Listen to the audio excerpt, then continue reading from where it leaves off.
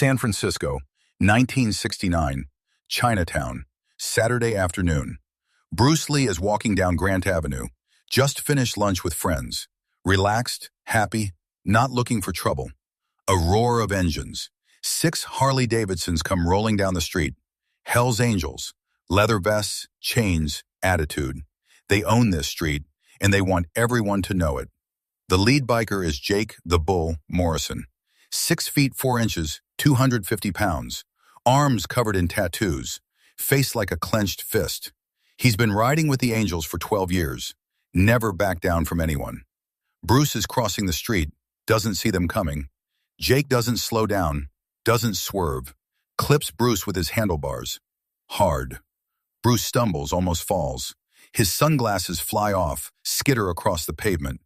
The bikers stop, circle around, laughing. Jake kills his engine, climbs off his bike.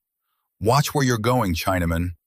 Bruce stands up slowly, brushes off his jacket, says nothing. Jake steps closer. "You deaf? I said watch where you're going." Bruce looks at him, calm. "I was watching. You hit me deliberately." Jake grins. "Yeah? What you gonna do about it?" What happens in the next 60 seconds will become legend in both Chinatown and the Hells Angels. But not the way Jake expects. Because what Jake doesn't know is that this small Asian man he just hit is about to turn his entire world upside down. Let me tell you about the day a Hells Angel learned that size means nothing when you can't even see the punches coming. 1969, Jake Morrison is feared. Hells Angels San Francisco chapter, senior member. He's fought in bar brawls, street fights, biker wars, never lost. His reputation is built on violence and intimidation. He's 6 feet 4 inches, 250 pounds of muscle and meanness, fists like hammers, a punch that's put men in the hospital. He doesn't just win fights, he destroys people. The Hells Angels own certain streets in San Francisco. Grant Avenue in Chinatown is one of them. They ride through every Saturday, make their presence known. Shop owners pay protection money. People move out of their way. It's about respect, fear, control. Jake loves it. The power, the fear in people's eyes. He's somebody. He matters. This Saturday is like any other. 6 bikes, 6 angels, cruising through Chinatown. Making noise, making a statement. Then Jake sees him. Small Asian guy, crossing the street without looking. Not paying attention. Disrespectful. Jake doesn't brake, doesn't swerve, clips him with the handlebars. Not hard enough to seriously hurt him, just hard enough to teach him a lesson. Pay attention. Show respect. Know your place.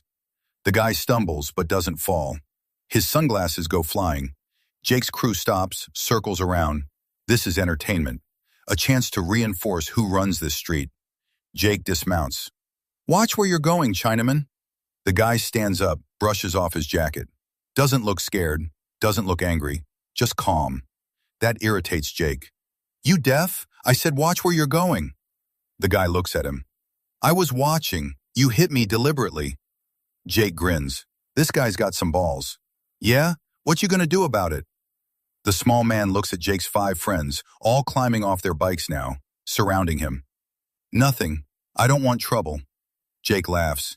"Too late for that. You got trouble the moment you stepped in front of my bike." A crowd is forming. Shop owners, pedestrians, stopping to watch. Some pull out cameras. This is about to get ugly. Bruce Lee, because yes, that's who this is, though Jake doesn't know it yet, picks up his sunglasses. One lens is cracked. He looks at them, then at Jake. These were expensive. Jake steps closer, into Bruce's personal space. Chest out, trying to use his size advantage. "That's your problem. Maybe next time you'll watch where you're going." Bruce nods slowly. "You're right. I should be more careful." He turns to walk away. Jake's friends laugh. "He's running away." But Jake isn't satisfied. This guy disrespected him by not showing fear, by staying calm. He needs to be put in his place completely. Jake reaches out, grabs Bruce's shoulder, spins him around. "We're not done. You owe me an apology for blocking my way." Bruce looks at the hand on his shoulder, then at Jake's face. "Remove your hand." Jake squeezes harder. "Make me." That's when everything changes. Bruce moves. Not obviously, not dramatically. Just a small shift of weight, a twist of his torso. Suddenly, Jake's hand isn't on Bruce's shoulder anymore. It's bent back at an angle hands shouldn't bend.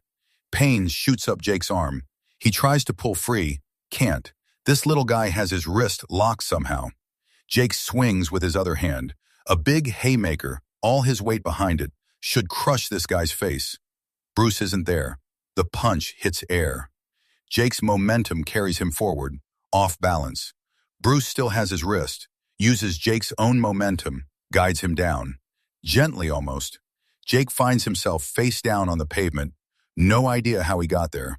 The whole thing took maybe 3 seconds. Jake's friends freeze. What just happened? Jake is on the ground. The small Asian guy is standing over him, calm, not even breathing hard. Jake scrambles up, face red, humiliated, furious. He charges, both fists flying. Bruce moves like water. Every punch Jake throws hits nothing. Bruce isn't blocking, isn't dodging dramatically, just isn't where the punches arrive. 10 seconds of Jake swinging wildly. The crowd is silent, watching. Not one punch lands. Jake is breathing hard now, confused, frustrated. How is this possible? Then Bruce moves. Not a big motion, just a quick step, a shift of angle. His hand appears at Jake's solar plexus. Light contact, almost a tap. Jake feels like he's been hit by a truck. Air explodes from his lungs. He doubles over, can't breathe, can't think. Bruce's other hand touches the side of Jake's neck. Another light tap. Jake's legs stop working. He collapses. Not knocked out, fully conscious, but his body won't respond. The crowd gasps. Bruce looks at Jake's 5 friends. They're frozen, hands on their chains and knives, but nobody's moving. They just watch their toughest guy get dropped by a man half his size, and they have no idea what they just witnessed. Bruce speaks quietly. Your friend will be fine in about a minute. The paralysis is temporary. Paralysis? What kind of kung fu movie nonsense is this? But it's real. Jake is on the ground, eyes wide, trying to move his legs. Nothing. Panic in his eyes. Bruce continues. I don't want trouble with the Hells Angels. I just want to walk down the street without being hit by motorcycles. Is that reasonable? One of the bikers, an older guy with gray in his beard, nods slowly. Yeah, that's reasonable. Good. Bruce picks up his broken sunglasses. Tell your friend when he can move again that respect goes both ways. He wants respect on this street. He needs to give it too. He walks away. The crowd parts for him. Nobody says a word. True to Bruce's prediction, about 60 seconds later, Jake can move again. Feeling floods back into his legs. He sits up, looks around. The small Asian guy is gone. His friends help him up. Nobody's laughing now. What the hell was that? One of them asks. Jake has no answer. He's been in hundreds of fights. Never seen anything like that. The guy barely touched him, and Jake went down like he'd been hit with a baseball bat. If you love Bruce Lee stories, subscribe. I post rare stories every day. That night, the Hells Angels are at their clubhouse. Jake is quiet, nursing a beer. His pride is more bruised than his body. The older biker, Mac, approaches him. You know who that was? No idea. I do. I've seen him before. That's Bruce Lee. He runs a martial arts school on Broadway. He's the real deal, Jake. Not some movie actor. He's trained with some of the best fighters in the world. Jake processes this. Bruce Lee. I've heard the name. Yeah, and you're lucky. He could have put you in the hospital. Hell, he could have killed you. But he didn't. He made his point without really hurting you. That took control. Jake thinks about this. The guy had him completely helpless, twice. Could have done anything. But both times just demonstrated his point and walked away. Why didn't he fight back harder? Jake asks. Max shrugs. Because he didn't need to. That's what real strength looks like. Not proving how tough you are, just being competent enough that you don't have to prove anything. Over the next few days, Jake can't stop thinking about it. He's always measured his worth by his ability to hurt people, to dominate them physically. This Bruce Lee guy clearly could hurt people, probably worse than Jake ever could, but he chose not to. That's power Jake never considered, the power to choose restraint. A week later, Jake rides his motorcycle to Broadway, finds the martial arts school, Junfan Gung Fu Institute. He parks outside, stares at the door for 10 minutes, then walks in. Bruce is teaching a class, sees Jake enter, recognizes him immediately, says nothing, just nods. Jake waits until class is over. Students file out, giving the big biker curious looks. Finally, it's just Bruce and Jake. I came to apologize, Jake says. For last week, I was out of line. Bruce nods. Apology accepted. Can I ask you something? Sure. Why didn't you hurt me? You could have. I was trying to hurt you. Bruce considers. Because hurting you wouldn't have taught you anything except to fear me. I wanted you to understand something bigger. What? That strength isn't about dominating people. It's about having the capability to harm, but choosing not to. That's real control, real power. Jake absorbs this. Can you teach me? Bruce looks at him, studies him. Why do you want to learn? Because I've spent my whole life thinking I was tough because I could hurt people. You showed me I don't even understand what real toughness is.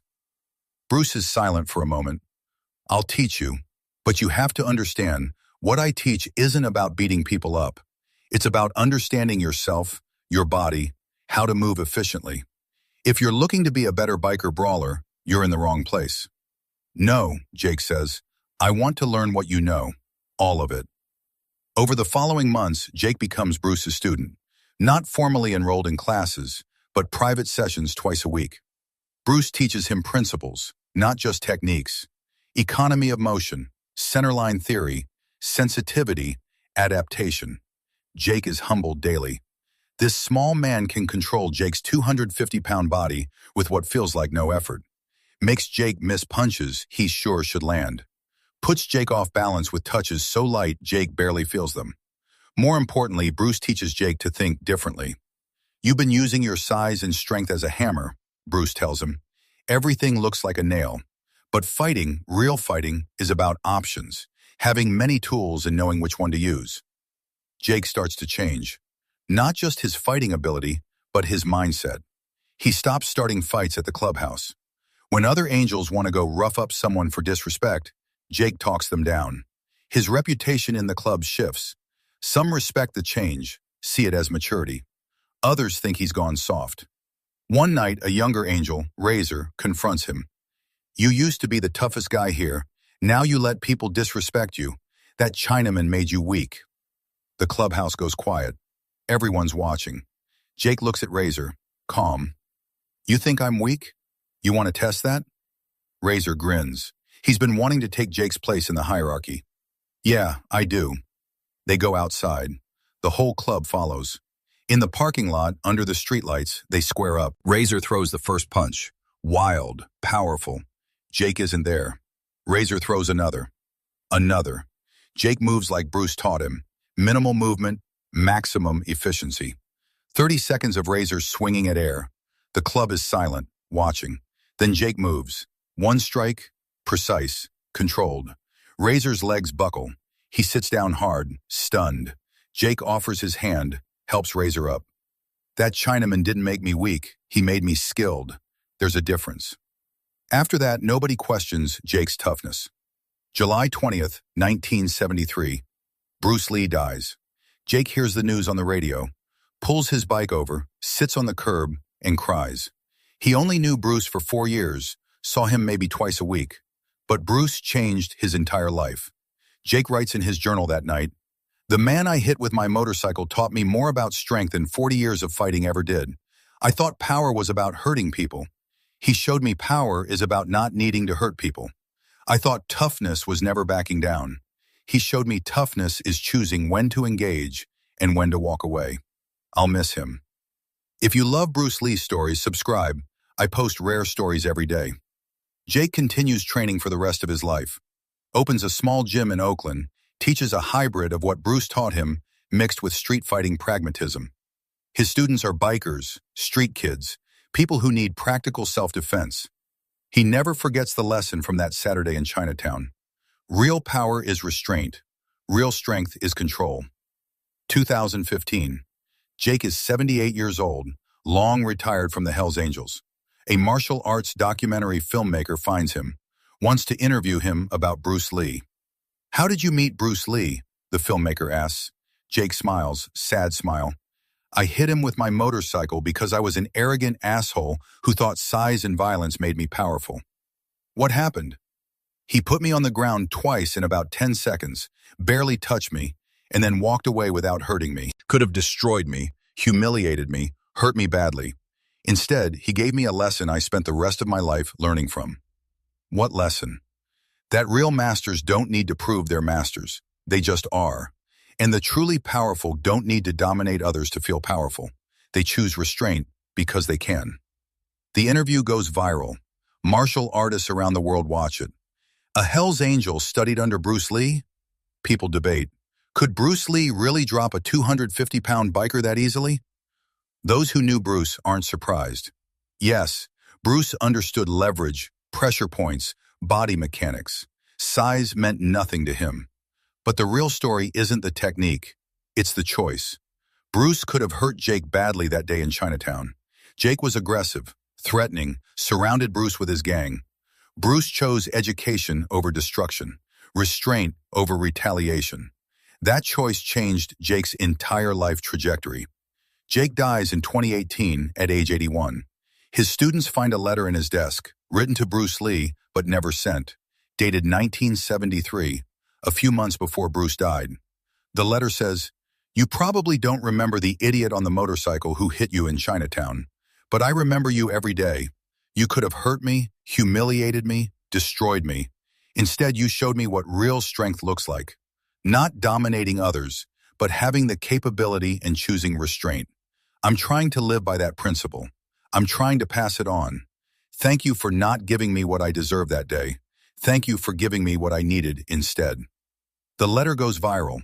Bruce's daughter, Shannon Lee, responds publicly. "This is what my father believed, that fighting ability should make you gentle, not aggressive. That true mastery is about control, not dominance.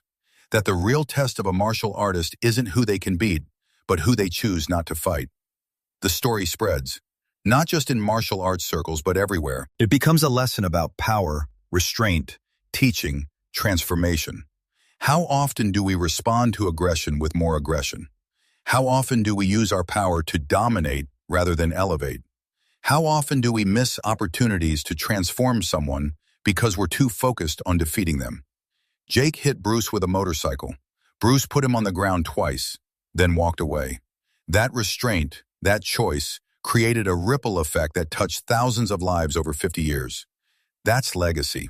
Not what you can do to people, but what you choose not to do and what you teach them instead.